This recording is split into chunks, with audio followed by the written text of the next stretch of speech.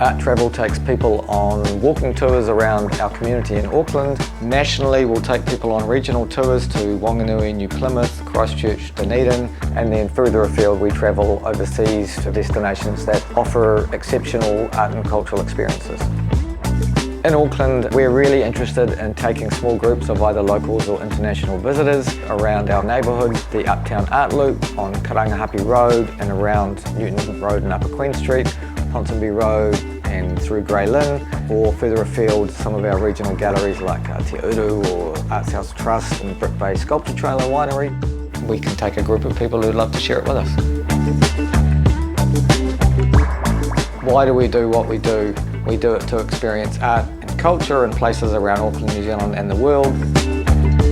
We can all come away with knowledge and engagement and enrichment and a little fun along the way.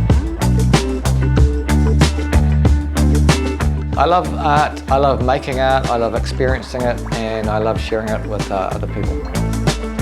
You'll see 1,000 artworks, but the thing you'll remember the most is the people that you engage with along the way. And that's really why we do what we do.